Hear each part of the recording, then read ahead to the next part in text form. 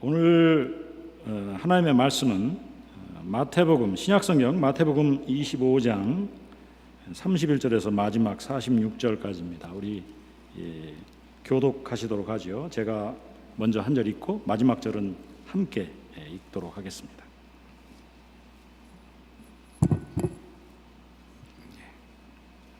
찾으셨죠? 네.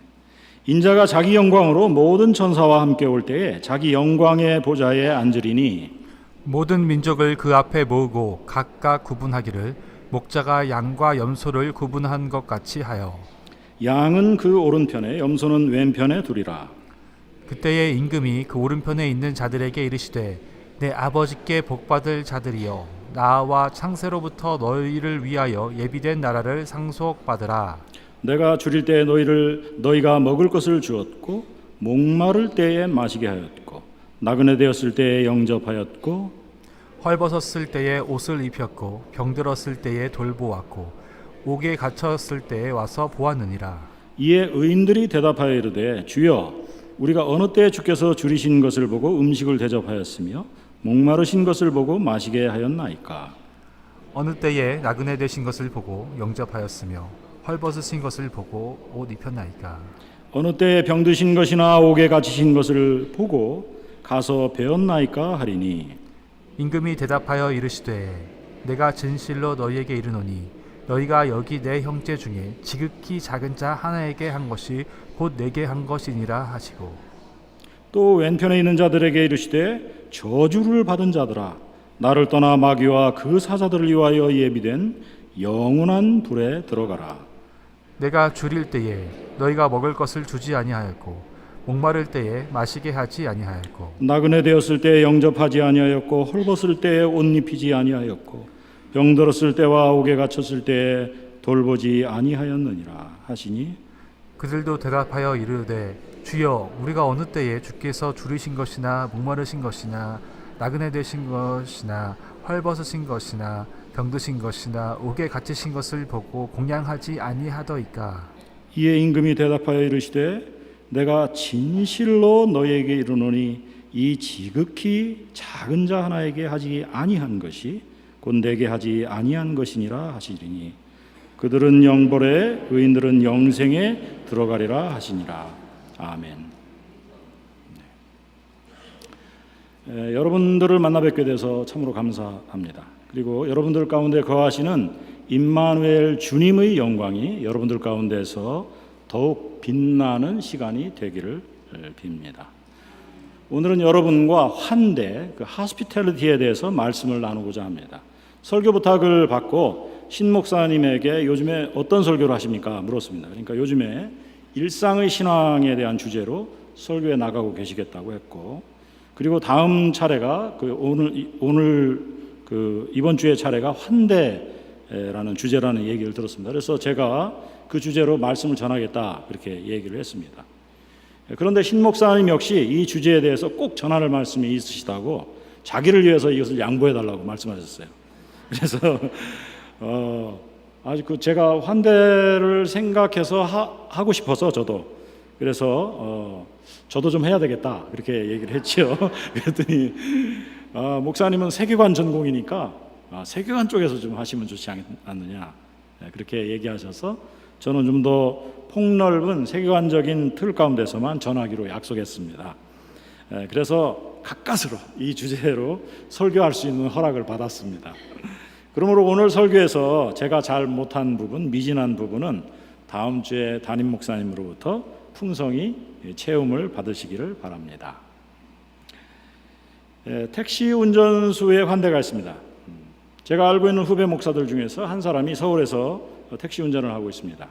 그 후배 목사가 택시 운전을 하면서 손님을 모시게 되는 짧은 시간, 아주 짧은 시간에 자기가 모시게 되는 손님을 어떻게 최대한 배려하는지를 얘기한 적이 있습니다. 자신의 옷가짐을 깨끗하게 하고 단정하게 하고 택시 안을 쾌적하게 하고 깨끗한 공기가 가득 차게 하고 손님의 분위기에 따라서 딱 맞겠다 싶은 음악을 은은하게 틀어드리고 목적지로 최대한 안전하고 빠르게 모셔다 드린다는 것입니다. 아주 짧은 시간, 손님을 대하고 모시고 헤어지게 되는데, 그 환경에 딱 맞게 환영하고 맞이하고 모시기 위해서 아주 간결하고 명료하게, 명쾌하게 한다는 것입니다. 이 환대는 아주 짧은 환대입니다. 그렇죠? 굉장히 짧은 시간에 이루어지는 환대죠. 네. 이 택시 운전수의 환대보다는 시간상으로 좀 길지만 역시나 좀 짧은 환대가 있습니다. 그것은 교회의 새신자 환영 모임의 환대입니다. 많은 교회들은 자기 교회에 새로 방문하는 손님들이 자기 교회에 정착할 수 있도록 할 수 있는 수준에서 최선을 다해서 새신자 환영 모임을 가지려고 노력합니다. 그렇다고 해서 꼭 그것이 성공적이라고 말씀드리기는 어렵습니다. 그렇죠?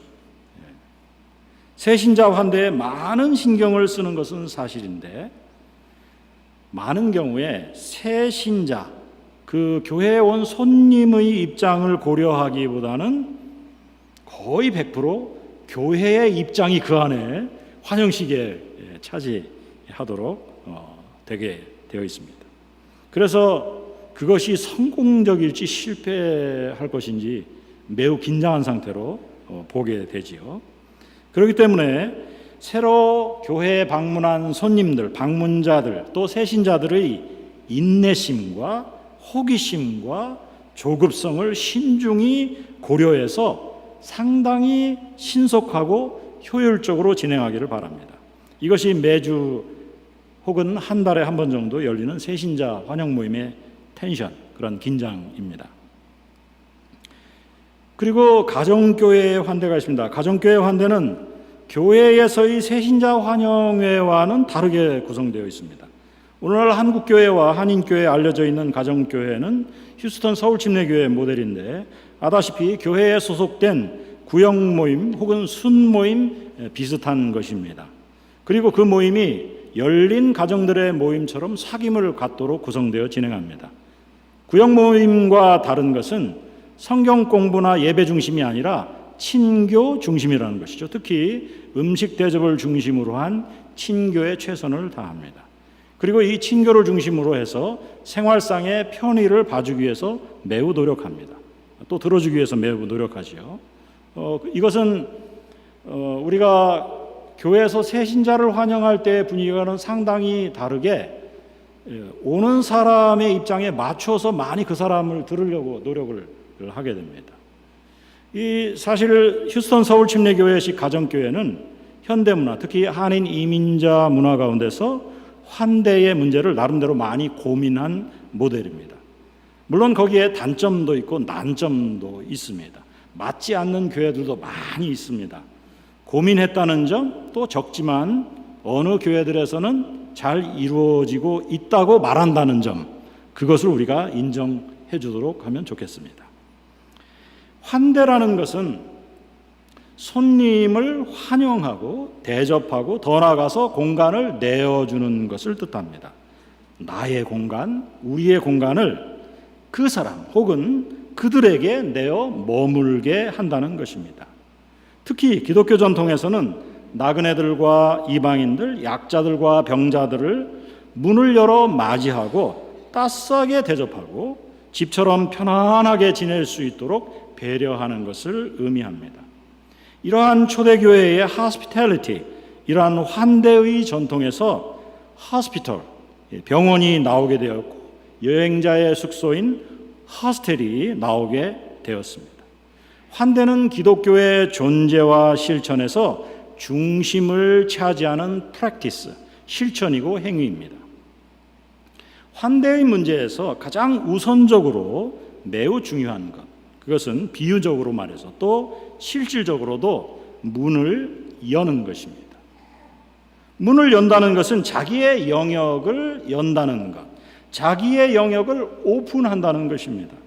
자기의 영역이라는 말은 자기의 주권에 해당하는 부분, 자기의 주체성, 내 권리에 해당하는 자기의 권위가 행사되어지는 그 부분과 공간을 열어서 내어준다는 뜻입니다.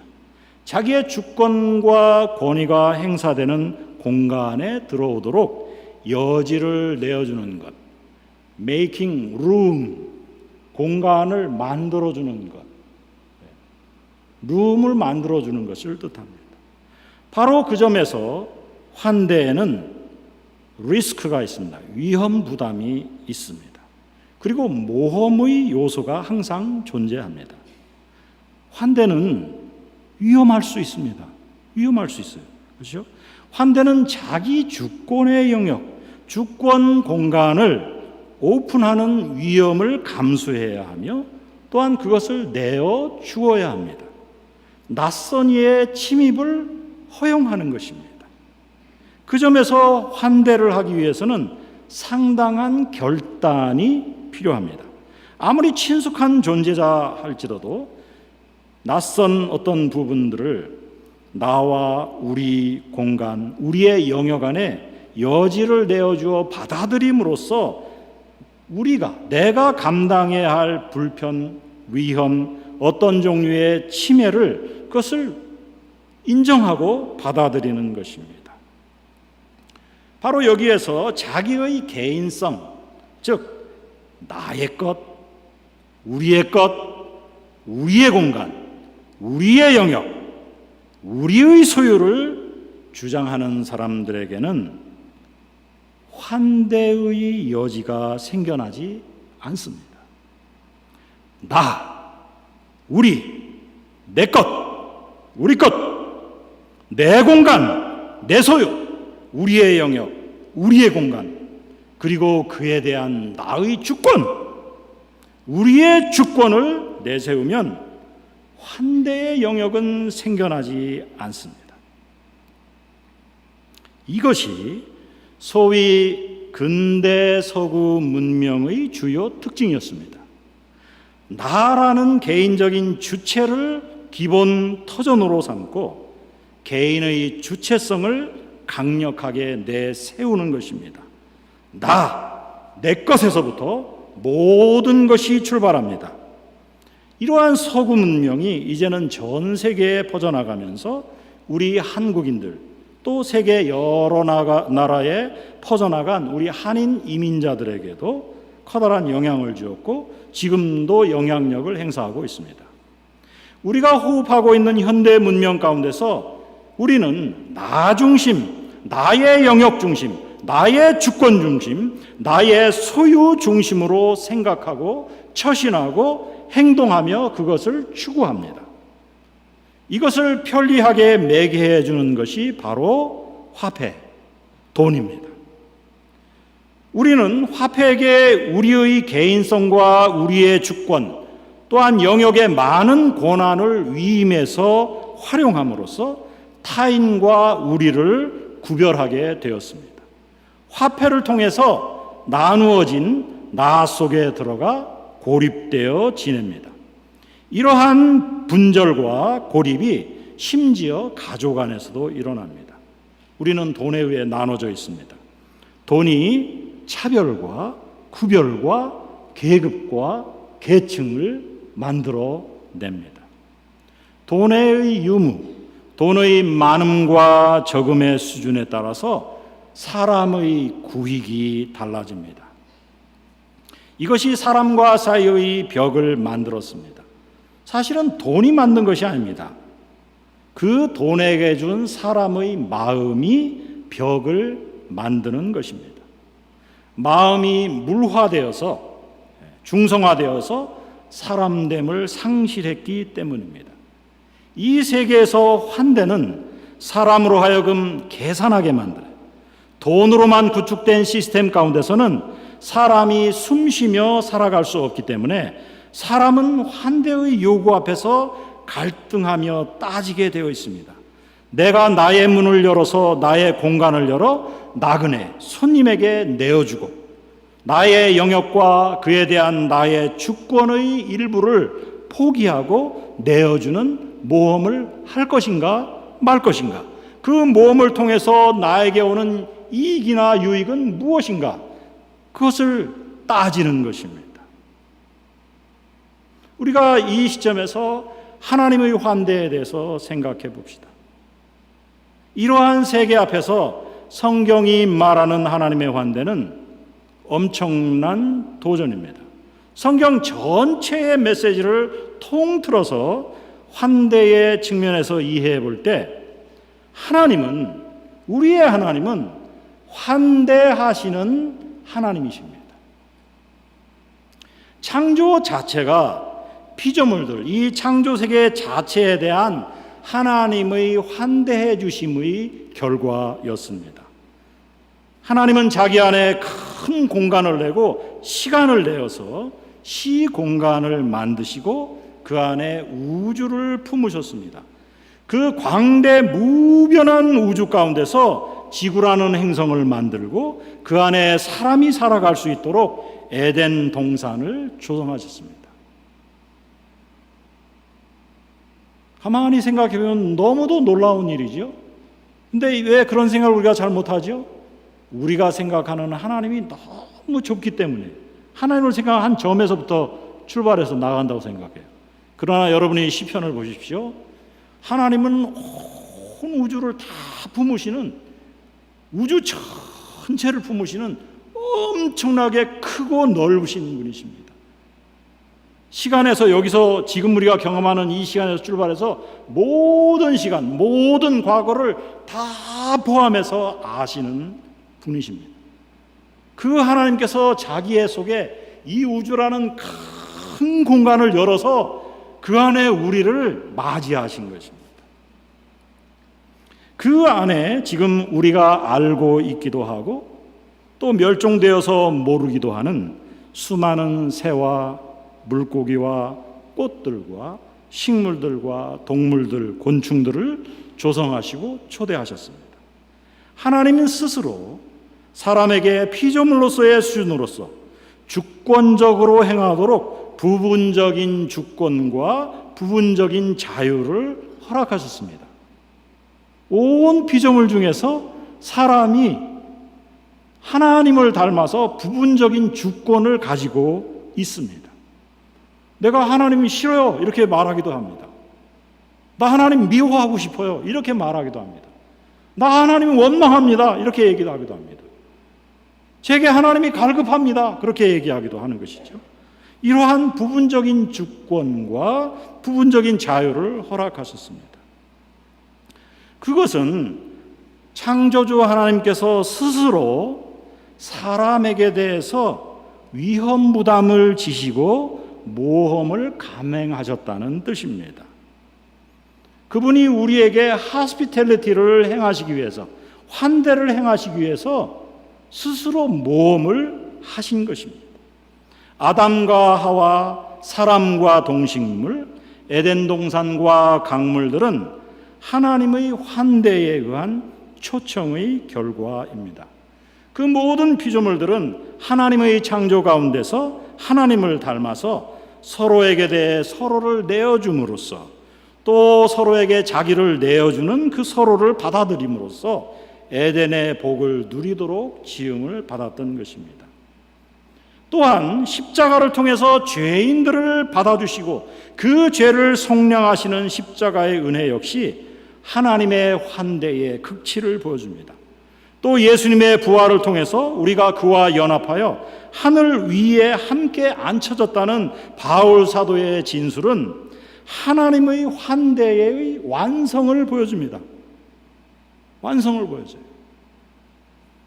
하나님은 하나님에게 실제로 완전히 무용지물이었고 오히려 원수되어 대적이었던 우리 죄인들을 하나님 아들 예수 그리스도, 자기를 내어주신 그 그리스도를 통해서 우리를 끌어안으심으로써 하나님의 영역 안에, 하나님의 새하늘과 새 땅, 새 창조의 시공간 안으로 우리를 초대하고 환영하고 받아주시는 것입니다. 그리고 이 그리스도를 통한 하나님의 죄인들에 대한 환대는 본래의 우주와 지구라는 행성과 에덴 동산이라는 창조의 아름다움과 그 풍성함과 평화 가운데로 그 샬롬을 다시금 회복시키도록 우리를 그 자리에 받아주시는 것을 의미합니다. 그뿐만이 아닙니다. 우리를 하나님의 영광 가운데로 초청하십니다. 하나님의 얼굴에서 나오는 영광의 광채를 누리도록 초대하시고 그리스도께서 주신 영원한 생명을 받아 누리도록 환대하시는 것입니다. 영원한 생명. 잘 안 느껴지죠? 그렇죠? 영원한 생명. 영원한 생명이란 성삼위일체 하나님의 특별한 사기만으로 우리를 받아들여서 하나님의 거룩하심과 하나님의 그 아름다우심과 의로우심과 은혜로우심과 인자하심을 맛보아 알게 하는 것입니다. 그것도 아주 영원히 말입니다. 이것이 하나님의 환대 가운데 포함되어 있습니다. 오늘 호산나 성가대가 찬양을 하는데 엄청난 파워를 보여주셨어요. 엄청난 잠재 능력을 보여주셨어요. 그렇죠? 이 찬양대가 단순하게 복음성가 세 곡의 메들리로 끝났다는 것은 너무 아쉬운 일입니다. 아주 대단한 그런 능력을 가지고 있는 성가대였습니다. 그런데 그런 찬양의 근원이 어디로부터 오느냐? 그 모든 조화와 화성의 아름다움이 어디로부터 오는가? 그것은 영원하신 하나님의 아름다움으로부터 우리에게 오는 것입니다. 지금 찬양을 누리는 그 아름다움의 근원은 창조주 하나님으로부터 온 것입니다. 깊이 느끼고 생각해 보십시오.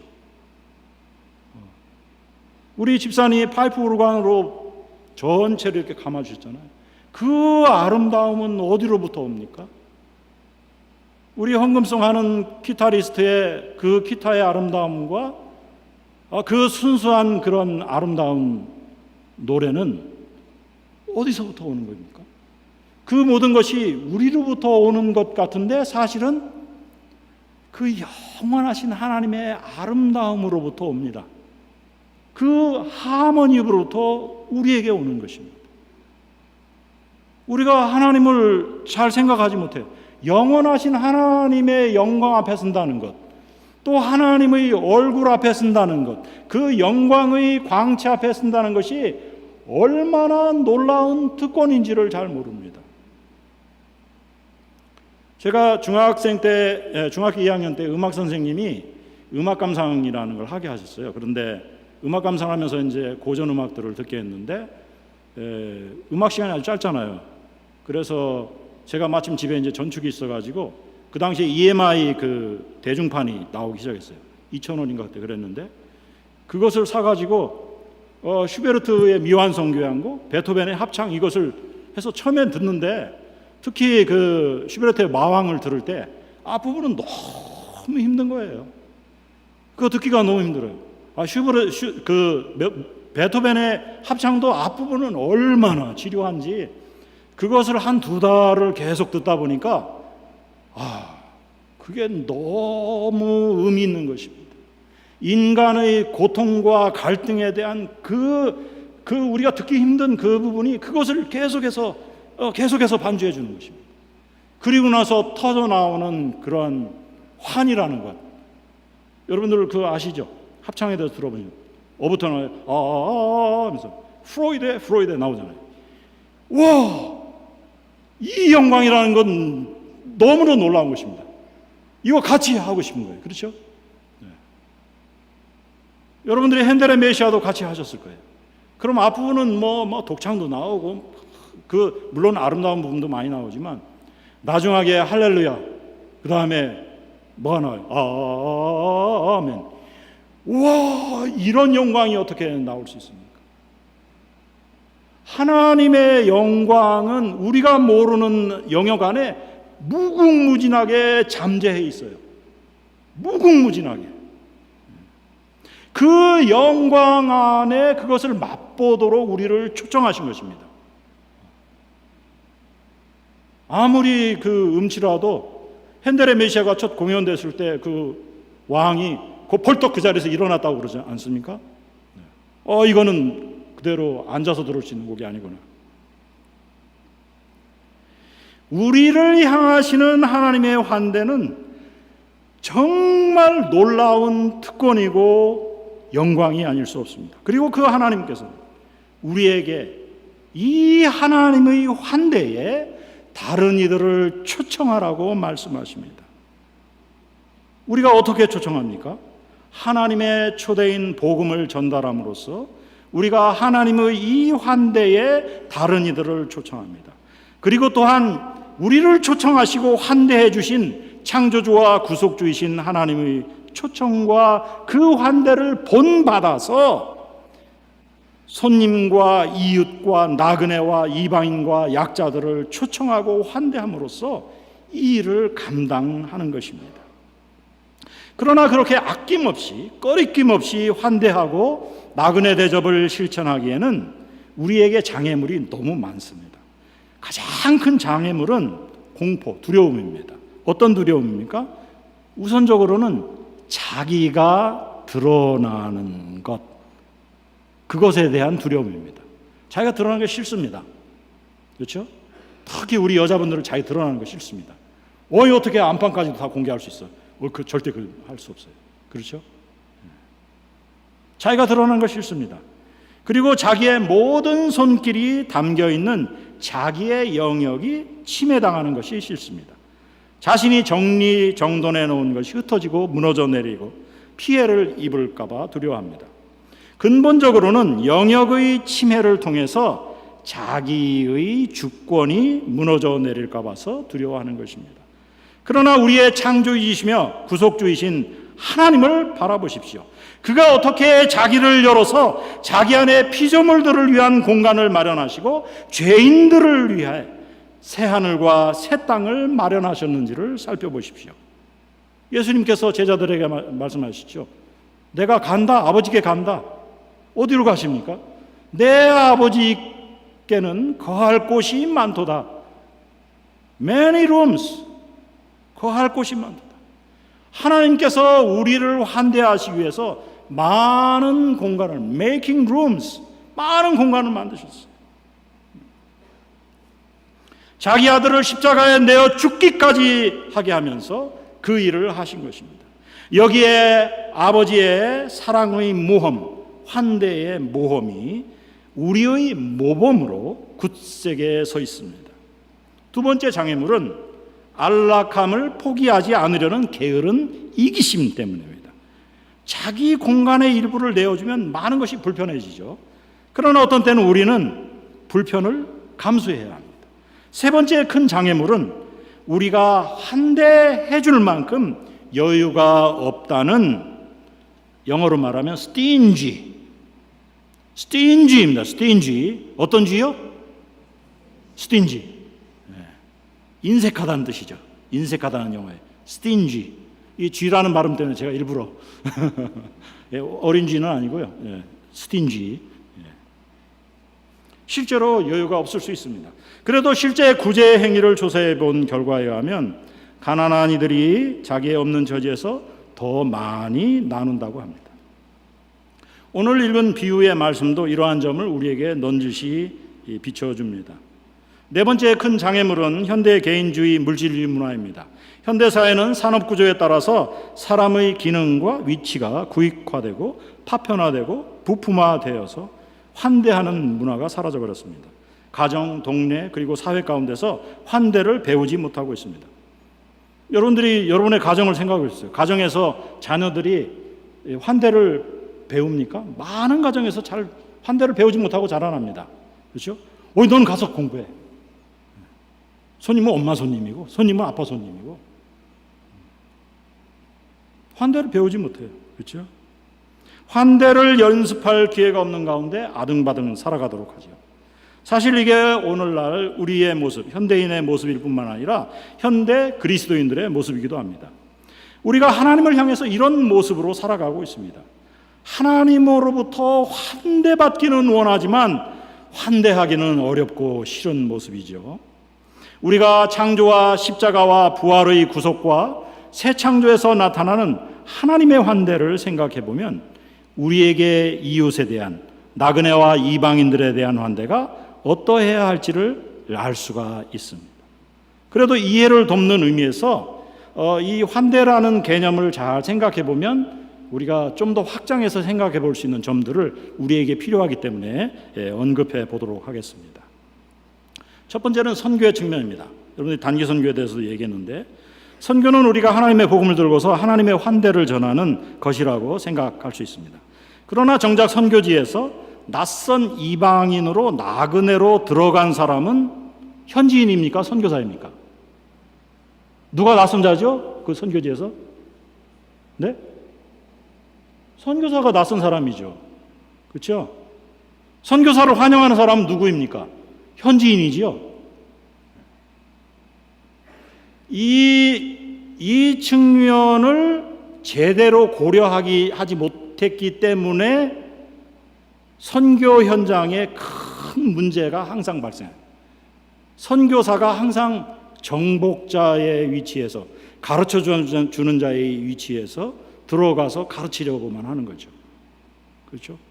그렇지 않습니다. 현지인으로부터 많은 것을 받고 그들로부터 많이 배워야 선교를 할 수 있습니다. 이것은 그냥 힌트만 드리고 그 다음번으로 생각해 보죠. 두 번째로는 우리 이민 가정 자체입니다. 이민 가정에서 우리 자녀들은 이민 들어온 나라, 우리는 어느 나라로 들어왔습니까? 미국에 들어왔죠. 미국은 어떤 언어를 사용합니까? 영어, 미국어를 사용하고 있죠. 우리 자녀들은 무엇이 마더텅입니까? 무엇이 모국어입니까? 여기서 태어나고 자라는 애들은 한국어가 마더텅입니까? 모국어입니까? 아니면 영어가 마더텅입니까? 영어가 걔네들에게 마더텅이에요. 그렇죠? 우리가 이 환대 문제에서 우리와 나그네, 이방인을 구별해서 생각한다고 할 때 가장 크게 두드러지는 특징은 무엇이겠습니까? 가장 두드러지는 특징은 언어입니다. 언어, 말이 어떤 사람을 이방인으로 만들어요. 전혀 이해할 수 없어요. 뭐 얼굴색이 다르고 뭐 피부가 검그래도 말이 통하면 이방인이 안 될 가능성이 큽니다. 그런데 말이 안 통하면 이방인이 돼요. 그렇죠? 그것은 우리에게 어떤 함의가 있습니까? 지금 우리 가족이란 우리 혈연 전통 가운데서 자라나는데 그 안에서 누가 거기서 자라나고 있다는 거예요. 우리 속에서 이방인이 자라고 있어요. 이방인이. 우리 속에서 이방인이 자라납니다. 우리 어른들은 그 사실을 잘 인정하지 않고 잘 모르다가 나중에 자녀들이 성년이 되면서 그 점을 인정하지 않을 수 없게 됩니다. 많은 가정들이 이 점에서 큰 희생을 치릅니다. 이민 가정의 가족 형태에는 환대의 원리가 필요합니다. 그렇게 하려면 거꾸로 보기가 필요해요. 거꾸로 보기. 그렇죠? 제가 미국에 온 지 30년이 됐는데 한 20여 년 전에 미국 전체 사회, 한인 이민 사회에 큰 그러나 조용한 사건이 있었습니다. 제가 트리니티 신학교에 박사과정에 들어갔을 때 그때의 트리니티 신학교에 1.5세들 입학생들이 200여 명이 됐어요. 플로 신학교에 300여 명이 있었다고 그랬어요. 그런데 지금은 영어 사역자들을 찾아보기 어렵습니다. 그것을 연구하신 샤론 킴 목사님이라는 분이 있는데 그분이 거기에 명명을 했어요. 그걸 뭐라고 명명했냐면 Silent Exodus. 우리 1.5세, 2세 자녀들이 한인 이민교회에서 슬그머니 조용히 빠져나갔다는 거예요. 뭔지 아시겠어요? 우리들은 많은 경우 사실상 개인주의 사회 가운데 살아가면서 한국인의 정서상 혈연 가운데서 특히 가족 가운데서는 개인을 구별하지 못하고 우리로서 뭉뚱그려서 살아가는 데 익숙합니다. 그래서 그 디퍼런스, 다름이라는 거, 디퍼런스와 개인, 그 인디비주얼리티, 그것을 잘 인정하지 않습니다. 그래서 그것을 나타내는 자녀들을 핍박하죠. 이 자식이 말을 안 듣네. 이 아빠 말을 안 들어. 이 엄마 말을 안 들어. 권위주의 문화. 그럼 가정에서만 그러나요? 교회에서도 그랬어요. 교회에서도. 우리 이민 1세 목사님들이 잘못해서 그러나요? 아닙니다. 인식이 부족해서 그런 것입니다. 인식이 부족해서. 그런 의미에서 이민가정들, 우리 이민교회들은 진정한 의미의 나그네, 낯선 이방인에 대한 환대의 방식이 새롭게 실천되어야 할 현장인 경우가 많습니다. 그리고 세 번째는 죽음의 문제입니다. 여러분은 죽음을 환대해야 합니다. 죽음은 생명의 원수임에도 죄로 인해 죽을 우리 몸의 현재 상태를 인정하고 또 그리스도의 연합을 통한 부활이 마지막 부활로 현실이 될 것을 고대하면서 지금의 죽음을 환대해야 합니다. 우리 그 호스피스를 하는 그 호스피스 사역, 그 호스피스 뭐라고 번역해야 되지? 임종과 관련된 그런 사역을 하시는 많은 분들이 이 보고를 한 게 한국에서도 그렇고 결과에 그것이 된다. 뭐냐면 특히 기독교인들이 죽음의 현장에서 죽음을 잘 받아들이지 못하고 아주 죽기 싫어서 발버둥치는 아주 좋지 않은 모습을 보이면서 임종을 맞이한다는 거예요. 오히려 불교도나 이런 사람들이 훨씬 더 평안하게 죽음을 맞이하고 죽어간다는 것입니다. 왜 이렇게 됐습니까? 우리가 천국에 들어가거나 또 영원한 생명을 얻는 것에 대해서 잘못된 이해를 가지고 있기 때문입니다. 그리스도 안에서 죽음이 정복된 것이 어떻게 된 것인지를 잘 모르기 때문입니다. 우리가 나이가 들어서 점점점 늙어가면 그러면 저는 꽤 젊잖아요, 그렇죠? 저는 여러분들이 좀 아실지 모르지만 김철원 목사님 아세요? 김철원 목사님하고 제가 동기입니다. 동갑이에요. 그 김철원 목사님 너무 늙은 것이 아닙니다. 제가 젊은 거지. 그래서 나이가 들어가면서 죽음의 문제, 죽음을 어떻게 환영하고 맞고 함께 지내면서 하나님 앞에 이르러야 하는지를 알 필요가 있습니다. 죽음을 환대하는 법을 배우고 이해하고 실천해야 합니다. 여러분은 여러분의 남겨진 육체를 매장할 매장지를 어디로 정했습니까? 여러분들 중에 포레스트 론으로 정하신 분 한번 손 들어보세요. 안 계십니까? 한 분, 두 분. 네. 저 일부 예배는 아무도 손을 안 드셔서 다 로즈힐로 정하신 줄 알았어요. 네. 로즈힐 많이 정하셨죠. 여기가 더 가까우니까. 아니면 한국에 있는 가족묘지로 정했습니까? 한국으로 가는 것은 여러분을 이 미국 땅에서 영원한 이방인으로 살기를 정했다는 뜻입니다. 여러분이 이민 와서 사는데 한국으로 다시 자기 몸을 묻겠다. 그것은 여기는 그냥 여전히 이방인이야 나는. 그 얘기예요. 그렇죠? 예.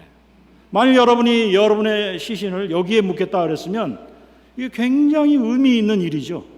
두 개 다 의미가 있어요. 그렇지만 이 땅의 후손들과 더불어서 뭔가의 큰 의미가 확장되어 나가기를 바라는 것입니다. 여러분은 이 땅의 육체를 묻는 그러한 독특한 의미의 나그네, permanent residency로 여러분들을 정한 것입니다. 여기 American citizenship이 많으시겠지만 창세기 23장을 보시면 아브라함의 아내 사레가 127세를 누리고 죽었고 아브라함이 사라를 위해서 헤브론에서 당시 그 땅의 주인이었던 헷 족속에게 막벨라 굴을 사서 매장지로 삼는 대목이 기록되어 있습니다. 그래서 사라는 가나안 땅에 묻혔습니다. 사라는 아람 땅에 묻히지 않았어요. 다시 돌아가지는 않았어요. 그러면 사라는 가나안 땅에서 환영을 받은 것입니까? 아니면 하나님의 품에 환영을 받은 것입니까? 여러분은 죽음을 배척함으로써 천국에 들어간다고 여기십니까? 아니면 죽음을 환영하고 환대함으로써 하나님의 섭리를, 그 특별하신 섭리를 품는다고 생각하고 계십니까? 여러분은 어떻게 하나님의 환대를 받아들이시겠습니까? 하나님이 여러분을 어떻게 환대하실 것 같습니까? 환대를 실천한 사람입니까? 아니면 겁먹고 자기만 챙기다가 살아가거나 이기적으로 자기 영역을 지키면서 살아온 사람입니까? 엊그저께 목사들 몇이 모여서 대화를 하는 중에 어느 목사가 그렇게 얘기하더라고요. 자기가 죽어서 천국민 앞에 이르르면 너 뭐하다 왔냐? 그러면 저는 목사하다 오지 않았습니다. 이렇게 얘기할 거라는 거예요. 무슨 뜻인지 다들 아시겠죠? 그래서 제가 대답했어요. 그러면 천국에는 목사인 너 혼자만 들어가겠구나, 목사로서. 그렇게 얘기했죠. 우리가 흔히 쓰는 농담에 천국의 한 창고에는 입만 많이 쌓여 있어요. 누구의 입이죠? 목사들의 입일 것이다. 또 한쪽에 가니까 한쪽 창고에는 귀만 많이 쌓여 있어요. 누구의 귀였을까요? 성도들의 귀. 실천은 하지 않고 듣기만 하는. 우리가 그렇게 살아서는 안 되겠죠.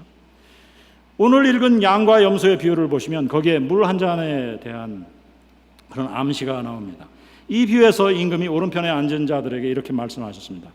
내 아버지께 복받을 자들이여, 나와 창세로부터 너희를 위하여 예비된 나라를 상속받으라.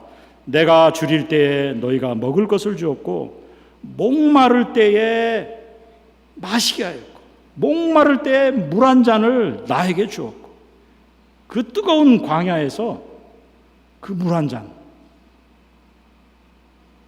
예수님이 십자가를 지고 가실 때에 물 한 잔, 물 한 잔, 나그네 되었을 때 영접하였고, 헐벗을 때 옷을 입혔고, 병들었을 때 돌보았고, 옥에 갇혔을 때 와서 보았느니라. 이에 의인들이 대답하여 이르되 주여, 우리가 어느 때에 주께서 줄이신 것을 보고 음식을 대접하였고 목마르신 것을 보고 마시게 하셨습니까? 어느 때에 나그네 되신 것을 보고 영접하였으며 헐벗으신 것을 보고 옷 입혔나이까? 어느 때에 병드신 것이나 옥에 갇히신 것을 보고 가서 배웠나이까 하리니, 임금이 대답하여 이르시되 내가 진실로 너희에게 이르노니 너희가 지금 최후의 심판 자리에 여기 내 형제 중에 지극히 작은 자 하나에게 한 것이 곧 내게 한 것이니라 하셨다. 환대의 면에 대해서 드린 말씀을 생각하면서 우리 자신의 삶을 생각해 봅시다. 여러분은 환대에 대해서 얼마나 열려 있고 또 어떻게 실천하셨습니까? 저에게는 장애인 아들이 있습니다. 첫째 아들인데 지금 31살이고 다운증후군으로 태어났습니다. 그리고 저는 목사 청빙을 받지 못했습니다. 교회에서. 저는 제 아들이 다운증후군이라는 장애인이라는 것이 청빙을 받지 못한 큰 이유 중에 하나라고 생각합니다. 실제로 어떤 교회에서 청빙 절차를 진행할 때 유력한 누군가가 저를 가리켜서 교인들에게 그렇게 얘기했습니다. 저 사람은 흠이 있는 제사장이야. 그렇게 얘기했습니다. 그리고 안 됐습니다. 오늘날의 많은 교회들은 그들의 눈에 보기에 지극히 작은 자들을 버렸습니다. 장애인들도 마찬가지죠. 비유 중에 나오는 임금의 형제를 버리고 무시했습니다. 많은 우리 한국인들이 예전의 정을 버렸습니다. 동네 인심을 버렸습니다. 그리고 지금 한국 땅에 많은 이방인들이 노동자로 들어와서 일하고 있고 우리의 이웃이 되었습니다. 그들에 대한 우리들의 처사는 말로 담기도 힘듭니다. 왜 이방인 거주자들이 생겨났습니까? 우리 한국인들이 그러한 3D, 3D, dirty, 더럽고 힘들고 dangerous, 그 다음에 또 D가 뭐죠? 그 3D의 노동을 하기 싫어하기 때문에 그 사람들이 그 노동을 하기 위해서 들어온 것입니다. 우리의 이민 현장, 우리의 가게, 우리의 비즈니스 현장에서는 어떻습니까? 한데 그것은 어떤 면에서 참 어렵고 힘든 일입니다. 그러나 따스한 말 한마디, 시원한 물 한 잔의 환대도 아주 소중합니다. 이 말씀 앞에서 우리의 삶을 재고해 보고 다시 고쳐봅시다. 주님의 사랑과 은혜가 여러분을 강권하십니다. 다 같이 기도하시겠습니다. 거룩하신 하나님,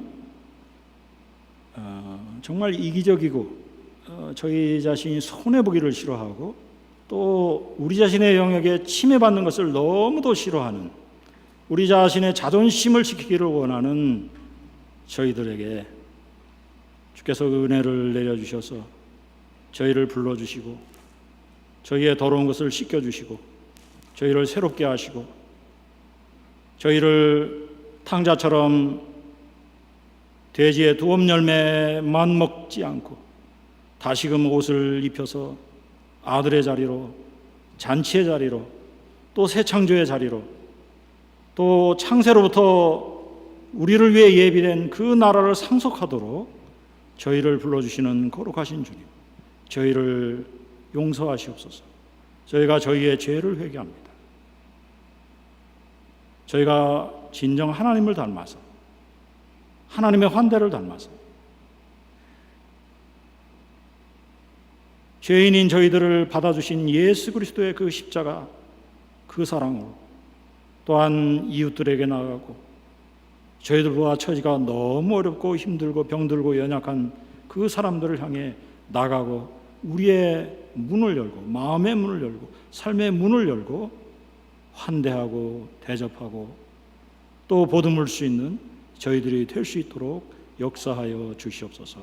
우리 주 예수 그리스도 이름으로 기도드리옵나이다. 아멘.